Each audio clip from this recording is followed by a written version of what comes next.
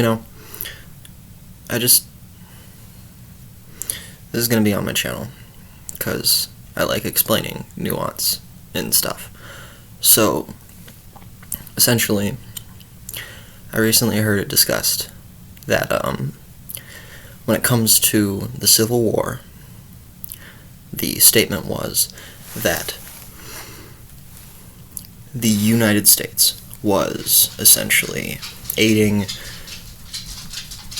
other countries on the side of democracy and not communism against the Red Scare. And so, there was communist parties who were doing the opposite. But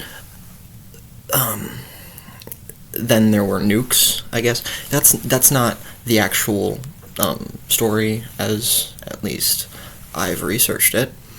And from what I know, the Red Scare was a separate thing. Correct me if I'm wrong, but I'm going to keep this up for as long as I feel like it. And my take, at least, is that the Red Scare was separate, and when it came to the Cold War, that was more the feeling of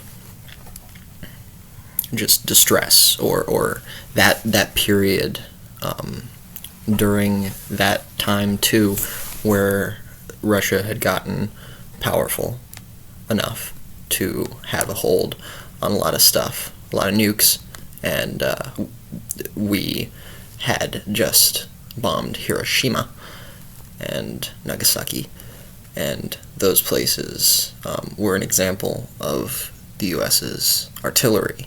And so there was that back and forth between Russia, because they were threatening it too back then. And from what I understand, the cold part comes from the standoff, and the cold before the inevitable drowning heat that people were afraid of back then. And the thing is, it's still prevalent today. It's still a thing that happens and is happening. I mean, that feeling happens, but the thing is still happening constantly today, day by day. And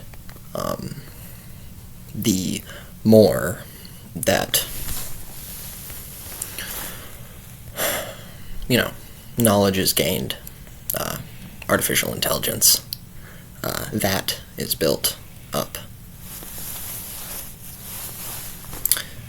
the more that happens, it just expounds and expounds, and the chance gets bigger.